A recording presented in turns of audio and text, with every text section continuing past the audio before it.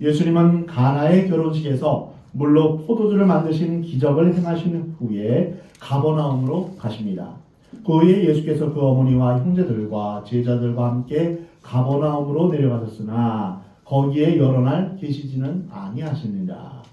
그리고 유대인의 최대 명절인 유월절을 맞아서 예루살렘으로 올라가십니다. 유월절은 오늘날 우리의 달력으로 하면 4월 중순경입니다.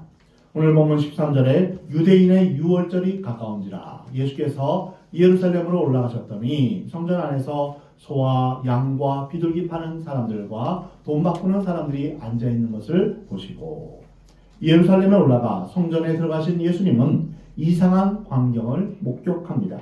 하나님과 성전의 이름을 팔아서 일하는 척하면서 장사하는 무리를 보신 것입니다.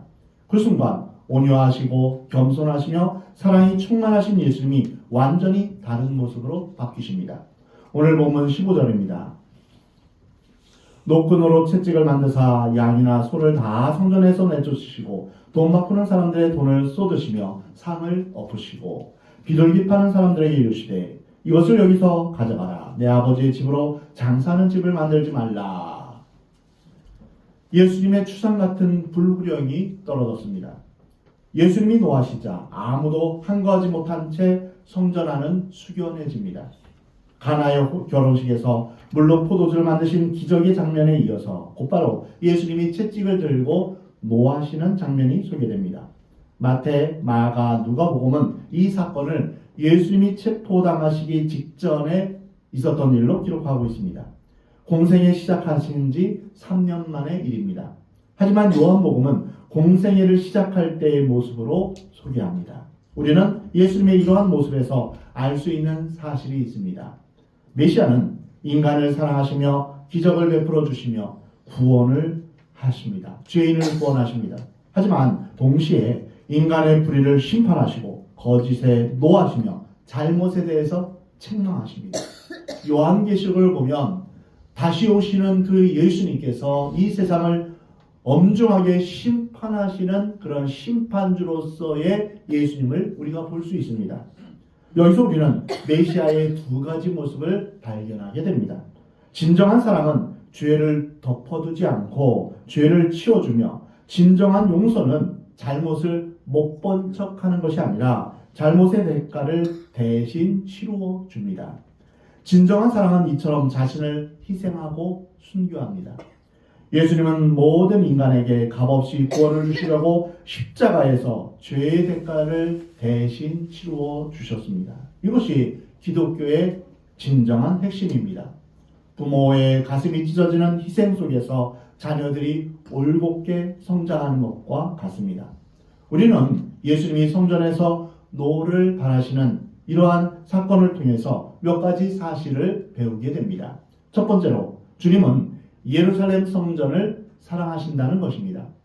예수님이 12살 때 예루살렘 성전에서 율법 교사와 더불어 토론을 벌이신 적이 있습니다. 그리고 성인이 되어서 나귀 새끼를 타고 많은 사람의 환호를 받으며 예루살렘에 입성하신 후에 먼저 성전에 가신 것을 우리가 볼 수 있습니다. 예수님의 생애를 살펴보면 언제나 성전 중심의 삶을 사신 것을 알 수 있습니다. 성전에 관심을 두셨다는 것이죠. 하나님을 사랑하는 사람의 특징은 한마디로 삶의 구심점이 하나님과 말씀 그리고 교회입니다. 저는 여러분의 삶이 하나님 중심, 말씀 중심, 교회 중심이기를 권면합니다. 세상에 아무리 좋고 훌륭한 것이 있어도 먼저 하나님을 생각하기를 권면합니다. 세상에 유명한 사상과 철학이 있어도 먼저 하나님의 말씀을 기억하시기를 바랍니다. 이것이 예수님을 닮은 그리스도인의 삶에 대한 태도입니다. 두 번째로 그리스도인과 교회의 본질은 거룩함과 순결이라는 것입니다. 교회의 본질은 자주 각종 행사를 벌이고 구제를 많이 하고 봉사를 열심히 하는 것이 아닙니다. 당시 예수님은 예루살렘 성전에 오셔서 장사하는 무리에 분노하셨는데 만약 오늘날 예수님이 각 교회를 방문하신다면 어떤 태도를 취하실까요? 당시 예루살렘 성전에서 소와 양과 비둘기를 판 이유가 있었습니다. 하나님께 제사를 드리는데 사용할 제물을 미처 준비하지 못한 사람이나 또는 멀리서 제물을 가져와야 하는 사람들을 위해서 성전에서 짐승을 준비해 놓았다가 판매한 것입니다. 또 어떤 사람은 짐승을 데리고 오는 중에 상처를 입게 되면 성전에 도착해서 상처 없는 것과 교환해야 했습니다. 왜냐하면 제물로 드리는 것은 흠과 티가 없어야 하기 때문입니다. 문제는 성전 안에서 사야 하는 흠이 없는 제물용 짐승은 시세보다 훨씬 비싸게 사야 한다는 것입니다. 그래서 제사를 드리러 오는 사람들은 울며 겨자 먹기식으로 성전 안에서 짐승을 살 수밖에 없었습니다. 그리고 성전세로 1년에 한 번 반세겔씩 내야 했는데 반세겔은 유대인들이 사용하는 주화였습니다. 이틀 동안 노동한 임금에 해당되는 그러한 주화인데요. 그 외에 사용되는 주화들은 모두 이방인들의 것이라고 해서 부정하게 여겼습니다. 그 중에서 널리 통용된 로마 화폐는 로마 황제의 그 형상이 새겨져 있었습니다. 그래서 더 부정하게 여겨져서 성전 안으로 들어올 수 없었습니다. 성전 안에서 사용할 수 없으므로 이를 유대인들이 사용하는 주화인 세겔로 바꿔야 했습니다. 순례자들이 전 세계 각처에서 각종 화폐를 가지고 모여드는데 성전세를 내기 위해서는 세겔로 돈을 바꾸는 것이 필요했던 것입니다. 처음에는 이 모든 일이 좋은 동기로 시작되었습니다. 하지만 제물용 짐승을 팔고 환전하는 과정에서 이익이 발생하니까 인간의 이기심과 탐욕이 예배와 성전을 지배하게 됐던 것입니다. 이것이 정도가 심해져서 제사장과 짜고 성전 바깥에서 매매를 하던 그런 행위를 성전 안으로 가져와서 장사하고 환전을 하게 된 것입니다. 그리고 그 이익은 대제사장에게까지 가게 된 것입니다. 매년 명절 때마다 어마어마한 수의 사람들이 몰려듭니다. 그 당시 한 번에 200만 명 이상의 사람들이 와서 제사를 드렸다라고 추정할 수 있는 기록이 이제 요세푸스에 의해서 이제 기록되어 있습니다. 그러면 200만 명 이상이 성전을 방문하면서 짐승을 사고 팔고 환전을 한다면 그 장사하는 사람이 한 사람당 10,000원씩만 이익을 남긴다면 얼마입니까? 200만 곱하기 10,000 하면 어마어마하죠. 한 해에 벌어들이는 수익이 정말 어마어마합니다. 엄청난 부를 쌓을 수 있는 기회가 생긴 것입니다. 성전에서 하나님 앞에 예배드리는 것은 관심에서 밀려나고 온통 장사하는 일에 신경을 쓰게 된 것입니다. 성전 안에서의 모든 사람이 이익 추구의 혈안이 된 것입니다. 이것은 가난하고 비천한 순례자들을 희생시켜서 빼앗고 약탈하는 강도와 같은 행위였던 것입니다. 그래서 이를 보신 예수님이 거룩한 분노를 발하신 것입니다. 예수님은 누가복음 19장에서 내 집은 기도하는 집이 되리라 하였거늘 너희는 강도의 소굴을 만들었도다. 이렇게 말씀하신 이유가 바로 여기에 있습니다.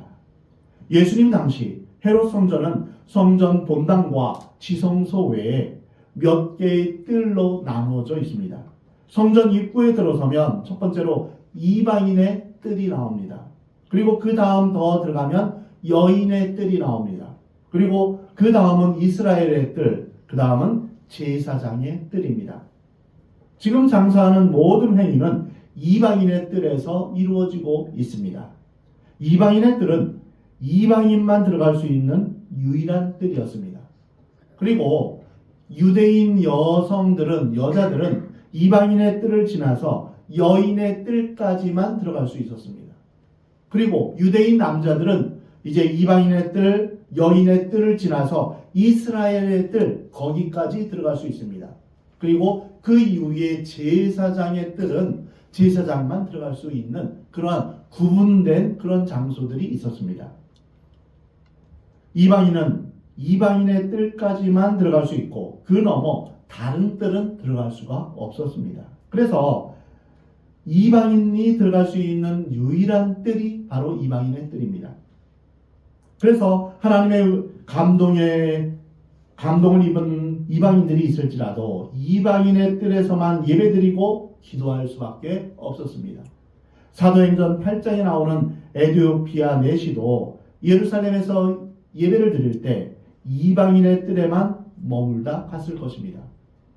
이방인의 입장에서는 그곳만이 유일한 기도의 장소였습니다. 그런데 성전 당국자들과 유대 상인들에 의해서 이방인의 뜰이 소들의 울음소리, 양들의 울음소리, 비둘기가 구구구구 하는 소리, 그리고 행상인들의 물건을 흥정하는 소리, 동전 떨어지는 소리가 뒤섞여서 이방인의 뜰에서는 아무도 예배드릴 수 없는 장소가 되고 말았습니다. 결국 이방인의 뜰에서 하나님을 만나기 원하던 이방인들을 하나님이 임재하는 장소에서 쫓아내버린 결과를 낳게 된 것입니다. 우리는 어떤 일을 시작할 때 선한 동기로 시작합니다. 그러다가 일을 추진하는 과정에서 이익이 발생하고 서로 이해관계가 맞물리기 시작하면서 관계한 사람들의 마음은 야수로 돌변합니다. 점잖은 사람이라도 자신이 손해나는 것을 조금도 참지 못하는 것이 인간의 본성입니다. 겉으로는 순한 양같이 천사같이 말하면서 그 안에 강도의 소굴을 만드는 것은 예나 지금이나 마찬가지입니다. 교회는 성도들의 필요에 따라서 바자회를 열어 음식이나 옷이나 농어촌 생산품들을 팔기도 합니다. 교회의 바자회 자체가 잘못된 것은 아닙니다. 선교사를 돕는다, 미자립교회를 돕는다 하는 좋은 동기에서 시작합니다. 처음에는 좋은 동기에서 시작하지만 우리 자신도 모르는 사이에 변질되고 불순한 결과를 가져올 수 있음을 항상 주의해야 합니다.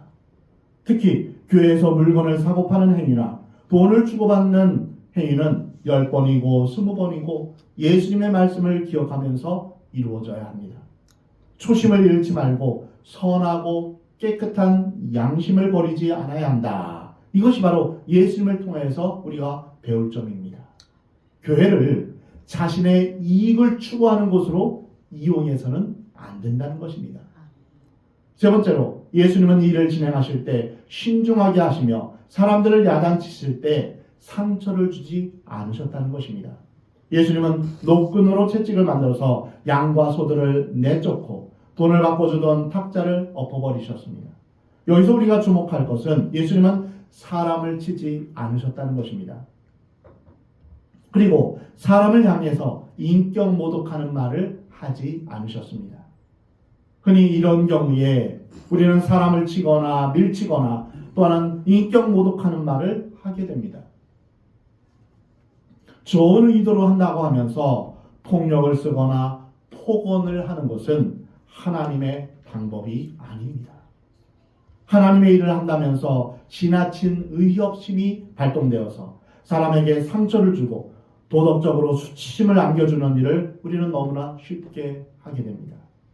요즘 우리 사회는 사실인가 아닌가 규명하기도 전에 이미 언론의 발표에서 사람을 도덕적, 윤리적으로 파멸시키고 그 사람의 생업마저 망가뜨리는 일을 종종 보게 됩니다. 아니면 말고 이런 식으로 고발이 빈번하게 이루어지고 있는 것입니다. 나중에 진실이 규명되더라도 이미 망가진 그 사람의 인생에 대해서 사회나 언론은 아무도 책임을 지지 않습니다.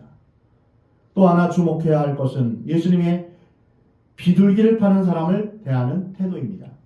예수님께서 노를 바라시고 성전에서 양과 소들을 내쫓으셨지만 비둘기는 날려보내지 않으셨습니다. 이것을 가지고 가라라고 말씀만 하셨습니다. 소나 양은 다시 잡아올 수 있지만 비둘기는 다시 잡아오기가 불가능하기 때문입니다. 이로써 예수님은 일을 진행하실 때 이성을 잃어가며 감정적으로 하지 않으셨다라는 것을 우리가 배울 수 있습니다. 매우 신중하게 처리하셨던 것입니다. 예수님은 남의 재산을 축내지 않으셨고 잘못된 사람들의 인격도 소중하게 다루심을 볼 수 있습니다. 네 번째로 예수님의 영적 영향력이 매우 크다라는 것을 알 수 있습니다. 제자들은 항상 사랑과 은혜가 많으시고 겸손하신 예수님을 보다가 또 다른 모습을 발견하고 말씀을 기억하며 영적으로 크게 감동합니다.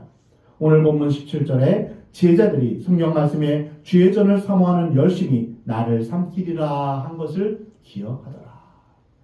표준 세번역에서는 이 구절을 주의 집에 쏟은 내 열정이 내 안에서 불타고 있습니다. 이렇게 번역하고 있습니다. 예수님께서는 언제나 하나님 안에 거하셨기 때문에 무엇이 옳고 그른가, 하나님을 위해서 무엇을 하고 무엇을 하지 말아야 되는가, 이것을 분명히 하셨습니다. 그처럼 하나님을 사랑하셨기 때문에 하나님의 집인 성전을 당신을 불사르리만큼 사랑하는 열정을 지니고 계셨고, 그래서 더럽혀진 그 성전을 주님 홀로 정화시키신 것입니다. 주의 전을 사모하는 열심히 나를 삼키리라. 이 말씀은 시편 69편 9절 말씀을 인용한 것입니다. 시편 69편은 메시아에 관한 예언입니다. 메시아가 오시면 하나님의 집을 생각하는 열심으로 불타버릴 것이다. 이렇게 기록되어 있는 것입니다. 이 사건으로 제자들이 예수님을 메시아로 확신하며 감동하는 계기가 된 것입니다. 영적 감동의 절정은 순교입니다. 순교는 남을 해치지 않고 대신 본인이 고통을 겪는 것이며, 남을 죽이지 않고 대신 자신이 죽는 것입니다. 자신이 하는 일을 통해서 다른 사람에게 선한 영적 영향력을 행사하는 것이 진정한 순교입니다. 제자들도 예수님의 순교의 삶을 본받고 그 뒤를 따르게 되었던 것입니다. 다섯 번째로 예수님의 돌발적인 행동에 유대인과 종교 지도자들, 특히 성전에 이해관계가 있는 사람들이 당황했다는 것입니다. 오늘 본문 18절에 이에 유대인들이 대답하여 예수께 말하기를 내가 이런 일을 행하니 무슨 표적을 우리에게 보이겠느냐. 그들은 예수님께 도대체 내가 누구인데 감히 이런 행동을 하느냐, 우리에게 어떤 표적을 보여줄 수 있느냐라고 따집니다. 이에 대해 예수님은 이렇게 말씀하십니다. 오늘 본문 19절 말씀입니다. 예수께서 대답하여 이르시되 너희가 이 성전을 헐라 내가 사흘 동안에 일으키리라. 유대인들이 이르되 이 성전은 46년 동안 지었거늘 내가 3일 동안에 일으키겠느냐. 그러나 예수는 성전된 자기 육체를 가리켜 말씀하신 것이라. 세상 사람들은 자신들이 살아온 방식으로 모든 사물을 이해하기 때문에 결정적인 순간에 깨달아야 할 영적 의미를 전혀 깨닫지 못하는 경우가 비일비재합니다. 유대인들이 무슨 권세로 이런 일을 하느냐, 권세가 있으면 표적을 보이라, 이렇게 말하자 예수님은 아주 재미있는 대답을 하십니다. 무려 46년 동안 짓고 있는 어마어마하고 웅장한 예루살렘 성전을 가리키면서 이 성전을 허물라, 그러면 내가 3일 만에 다시 세우겠다라고 말씀하셨습니다. 유대인들은 예수님이 하신 말씀의 의미를 도무지 깨닫지 못했습니다. 오히려 예수님이 재판받으실 때 사람들은 예수님이 하신 이 말씀을 꼬투리 잡아서 성전을 모독했다라고 모함했습니다.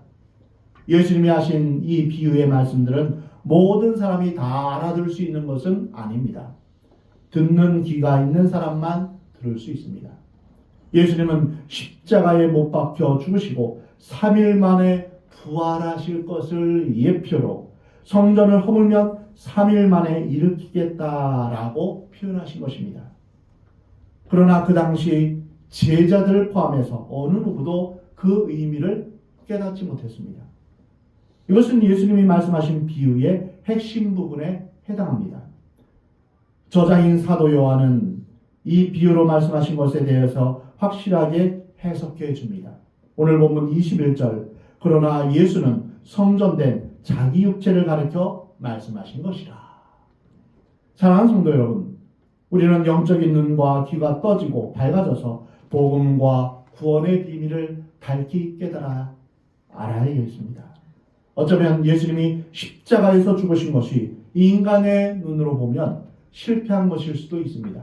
하지만 영적인 눈을 뜨고 볼 때 십자가 사건은 예수 그리스도의 승리이자 인간인 우리에게는 축복입니다. 중요한 것은 예수 그리스도께서 죽으신 지 3일 만에 부활하셨다는 것입니다. 구약에서 성전은 하나님께서 임재하시는 곳입니다. 하나님의 용서와 사랑을 보여주시고 창조와 구원의 비밀을 담고 있는 공간이 바로 성전입니다. 여러분, 창세기 3장을 읽어보면 죄를 지은 아담과 하와가 죄의 결과로 일어난 가장 끔찍한 그런 행동은 무엇이었을까요? 가장 끔찍한 결과는 무엇이었을까요? 바로 에덴 동산에서 쫓겨난 것입니다. 하나님으로부터 분리된 것입니다. 이것이 죄를 지은 인간이 당한 가장 처참한 결과입니다. 영원한 생명이 있는, 영원한 기쁨이 있는 그 하나님으로부터 분리된 것입니다. 그런데 그 하나님을 만날 수 있는 길이 열린 것입니다. 그것이 어디입니까? 바로 성전입니다. 모세의 성막에서 시작해서 솔로몬의 성전, 그리고 이제 수르바벨의 성전, 지금은 헤롯 성전, 이렇게 이 성전을 통하여서 하나님을 만나고 하나님께 나아갈 수 있는 것입니다. 하나님과 사람이 만나는 우주의 중심이며 하나님의 거룩함과 순결이 있는 장소입니다. 그리고 하나님의 백성들에게는 믿음의 원천이 되는 장소입니다. 그런데 신약에 와서 예수님은 말씀하시기를 내가 성전이다 라고 말씀하십니다. 왜 예수님이 성전이 되십니까? 예수님은 내가 곧 길이요 진리요 생명이니 나로 말미암지 않고는 아버지께로 올 자가 없느니라. 즉 우리는 예수님을 통하여서 하나님을 만나고 하나님께 나아갈 수 있습니다. 성전이 그러했죠. 성전에서 우리는 하나님을 만나고 하나님께 나아갈 수 있습니다. 바로 이와 같이 예수님이 우리의 성전이 되어서 예수님을 통하여서 우리는 하나님을 만나게 되는 것입니다. 아무리 외형이 멋진 자동차일지라도 그 속에 엔진이 없으면 장난감 또는 장식물은 될 수 있어도 교통수단이 될 수는 없습니다. 그 차가 움직일 수는 없습니다. 아무리 화려한 대저택이어도 그 속에 사는 사람들이 사랑이 없다면 행복한 가정일 수가 없는 것입니다. 화려한 외모를 뽐낸다 하더라도 그 속에 참 생명이 있지 않다면 참된 사람으로 살아갈 수 없습니다. 하나님과 교제하며 살아갈 수가 없는 것입니다. 비록 지상 최대의 건물이라 할지라도 그 속에 진정한 성전이신 예수 그리스도께서 계시지 않는다면 그것은 위대한 작품일 수는 있지만 거룩한 하나님의 성전일 수는 없는 것입니다. 길이요 진리요 생명이신 예수님만이 하나님께로 갈 수 있는 유일한 통로이십니다. 인간의 모든 죄를 지시고 돌아가신 예수 그리스도, 사망의 권세를 깨뜨리시고 사흘 만에 부활하신 예수 그리스도, 오늘도 내일도 영원히 살아계시는 예수 그리스도, 오직 그분만이 성전의 토대요 성전의 본질이요 성전의 머리요 성전의 목적이 되어 주십니다. 예수님이 계심으로 성전은 비로소 성전다울 수 있으며 성전은 사람을 거듭나게 하는 생명의 집이 될 수 있습니다. 구원을 선포하는 복음의 전당이 될 수 있습니다. 예수님이 성전이십니다.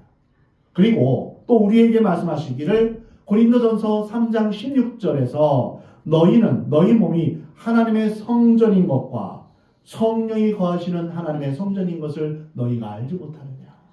그렇습니다. 우리의 몸이 하나님의 성전입니다. 하나님의 집은 거룩함과 순결이 본질입니다. 교회가 거룩함과 순결을 잃어버리면 모든 것을 다 잃어버리는 것과 마찬가지입니다. 그래서 우리는 매 순간 하나님을 바라봐야 됩니다.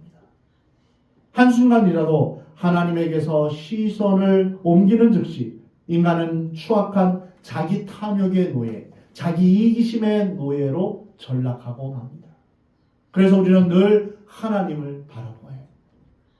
성전은 어떤 곳입니까? 하나님께 예배하며 기도하는 집입니다. 기도는 무엇입니까? 하나님을 바라보는 행위입니다. 그래서 우리는 늘 주님을 바라보며 주님을 찬양하며 예배하는 그러한 하나님의 성전으로서의 삶을 살아야 합니다. 일주일에 한 번 교회 오는 것으로 충분하지 않습니다. 우리가 사는 삶의 자리에서, 우리의 가정에서, 또한 우리의 직장에서 늘 주님을 찬양하며 예배하는 성전으로서의 삶을 살아가는 여러분이 되기를 주의 이름으로 축원합니다. 성전을 정화한다, 성전을 깨끗하게 한다. 이것은 그리스도인 각자가 마음 중심으로 하나님을 바라보며 하나님 안에 바로 서는 것을 의미합니다. 이것은 곧 예수 그리스도를 내 삶의 주인으로 모시고 성령으로 충만하게 사는 것입니다.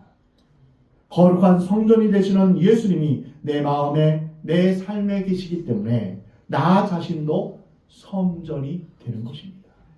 내 안에 계신 예수님으로 인하여서 이제 내가 사는 것이 아니라 예수님이 내 안에 살아계시는 것입니다. 사랑하는 성도 여러분, 예수 그리스도를 주로 고백하는 여러분 각 사람은 성령님이 거하시는 교회입니다. 저를 따라해 보시기 바랍니다. 나는 하나님의 거룩한 성전입니다. 나는 하나님의 거룩한 성전입니다. 이 사실을 여러분 꼭 기억하시기 바랍니다. 교회는 건물이 아닙니다. 이 건물은 시간이 지나면 또한 무너질 수밖에 없는 그러한 이제 건축물입니다. 교회는 여러분 한 사람 한 사람이 교회입니다. 교회의 본질은 예수 그리스도시며 예수 그리스도의 본질은 부활입니다. 그래서 예수님은 3일 만에 다시 세울 것이다, 이렇게 말씀하신 것입니다. 사탄은 예수 그리스도를 십자가에 못 박아 죽게 했지만 하나님은 예수 그리스도를 부활시키셨습니다. 나의 죄를 위해 십자가에서 죽으시고 부활하신 예수님, 예수님을 믿는 자들에게 찾아오셔서 함께 거하시겠다고 약속하신 예수님, 이 사실을 믿는 사람이 곧 그리스도인입니다. 사랑하는 성도 여러분, 우리가 그리스도인으로서 어떻게 거룩해질 수 있겠습니까? 우리가 어떻게 참된 그리스도인다운 부끄러움 없는 삶을 살 수 있을까요? 우리 자신이 하나님의 성전이 됨으로 가능합니다. 내 몸이 하나님의 성전이 됨을 여러분 기억하시기 바랍니다. 이 성전을 놀이터로 삼거나 술집으로 삼거나 그리고 안개가 뽀얀 그런 흡연실로 삼아서는 안 됩니다. 내 몸은 하나님의 성전입니다. 거룩하게 주님 앞에 드려야 할 것입니다. 외형상으로만 성전이 되어서는 안 됩니다. 날마다 하나님을 바라봄으로 항상 하나님 안에 거함으로 언제나 예수 그리스도를 내 삶의 주인으로 모심으로 날로 정화되는 성전이 되기를 우리 하나님은 원하십니다. 우리의 삶의 목표는 성공이 아니라 성품입니다. 그래서 우리가 사는 날 동안 늘 예수 그리스도를 닮아가는 것을 우리는 목표로 살아가야 합니다. 내가 이 땅에 살면서 집을 넓히고 얼마만큼 통장 잔고가 얼마만큼 많아지고 또 어떤 삶을 살고 남부럽지 않게 살아가겠다. 이것이 우리의 삶의 목표가 되어서는 안 됩니다. 우리가 하나님 나라에 갔을 때 하나님께서 우리에게 보시는 건 무엇일까요? 열매입니다. 너는 얼마나 열매를 맺고 살아갔는가? 알곡은 어디에 놓으십니까? 곳간에. 그리고 가라지는 어디에 놓습니까? 불에 던져집니다. 이 알곡과 가라지의 차이점이 무엇입니까? 우리의 삶의 열매입니다. 성령의 열매가 갈라디아서 5장 22절에 나오지 않습니까? 그래서 이 성령의 열매는 우리의 성품을 의미합니다. 내가 정말 주님께서 원하시는 그러한 거룩하고 아름다운 성품으로 우리가 변화되는 것, 이것을 하나님께서 정말 원하십니다. 하나님께서 원하시지 않는 하나님께서 원하시는 열매가 맺혀지지 않는다면 도끼가 그 뿌리에 놓여 있다라고 성경은 경고하고 있습니다. 그래서 결국은 우리의 성품이 하나님 앞에서 온전히 예수님을 닮은 성품, 거룩한 성품으로 변화되는가, 여기에 우리의 관심이 있어야 할 것입니다. 사랑하는 성도 여러분 모두 여러분의 속사람이 날로 새로워지는 역사가 있기를 주의 이름으로 축원합니다. 예수님의 마음으로 예수님같이 하나님 나라를 사모하는 마음, 교회를 향한 사랑이 마음 가득히 넘쳐나는 거룩한 그리스도인이 되기를 우리 주님은 원하십니다. 우리의 마음이 만물을 새롭게 하시는 하나님의 생명과 능력으로 충만하여서 하나님께서 기뻐하시는 거룩하고 정결한 삶을 살아가는 저와 여러분이 되기를 우리 하나님은 원하십니다.